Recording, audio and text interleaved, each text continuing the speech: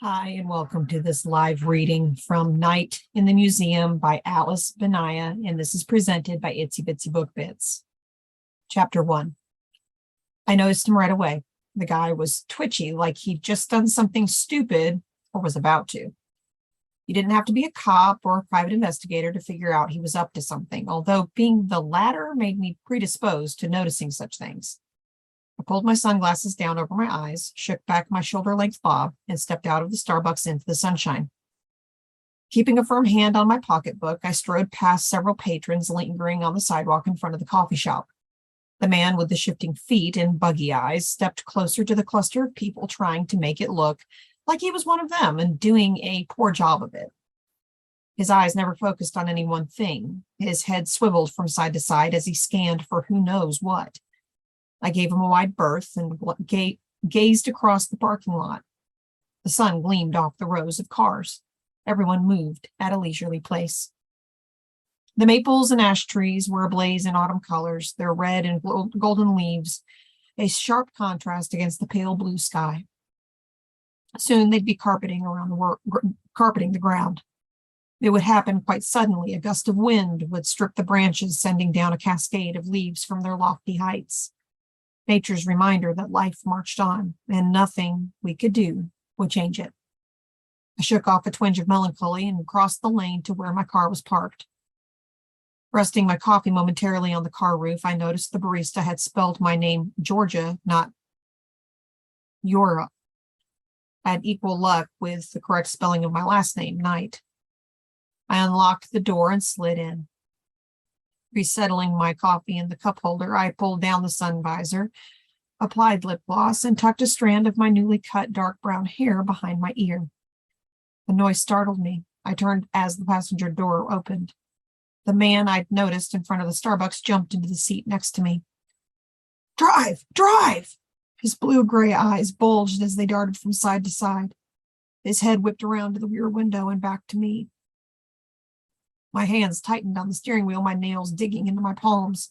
Blood pounded in my ears. He was beyond twitchy now, and I could smell his frenzied panic.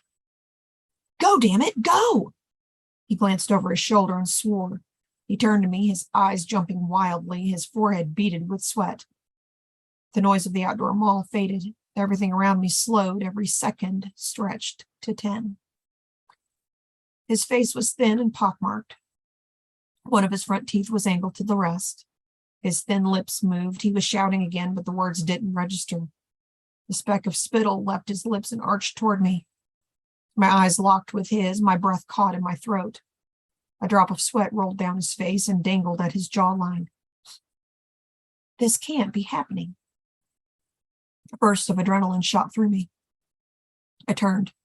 My hands clawed at the door handle. My shoulder rammed the door. My foot shot out onto the pavement. I felt the car shift. I scrambled out, wasting a precious second to glance back. The passenger door stood open. The man was gone, my knees already rubbery from the adrenaline spike. Leaning one hand on the car roof, my eyes swept the parking lot. Customers sauntered down the aisles. The sun glistened off the cars around me. All the familiar noises of the outdoor mall returned. Someone shouted. I turned in time to see my unwanted passenger push a man aside, leap over a black lab that was tied to a lamppost, and disappear around the corner of the Starbucks. Several people stared after him. I blew out the breath I'd been holding. The world was turning out more and more crazies. The stress was going to kill us all. I shook my head and slid back into the car. My hand trembled as I pushed up my sunglasses and stared into the visor mirror. Hazel eyes speckled with yellow flecks looked remarkably unperturbed despite the loops and gyrations my organs performed inside. I slid my glasses back down, picked up my coffee, and took a sip. Cradling the hot cup against my chest, I tried to process what just happened while the rest of me caught up. An attempted carjacking? Should I report it? More than likely just a poor soul suffering from a psychotic episode.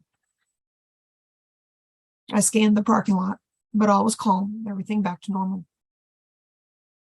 I turned the key, still dangling from the ignition, and the engine sputtered to life. A light on the dashboard told me one of the doors was still open. I glanced at the passenger door. It had swung closed, but wasn't quite shut.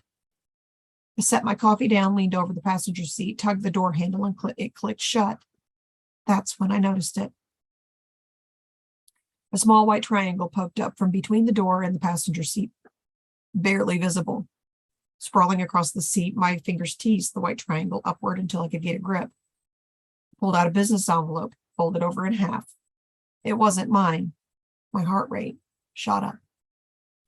I unfolded the envelope. There was nothing written on either side.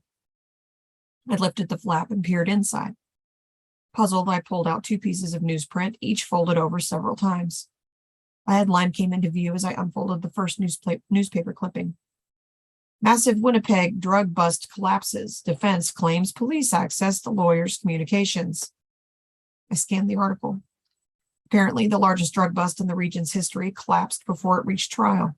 The prosecution's case crumbled after defense lawyers attacked police conduct in the investigation, claiming they violated solicitor-client communication privileges. Charges were stayed. I folded the second article. In the headline of the second clipping caught my eye. Ancient curse drives businessman to take his own life. My right eyebrow rose.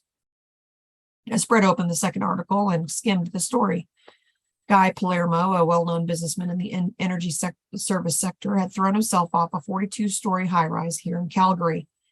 An avid collector of Mesoamerican and pre-Columbian artifacts, Palermo had blamed a string of bad luck, including a house fire, the death of his wife, and failure to win an expensive lawsuit, on an ancient jade statue he had recently acquired.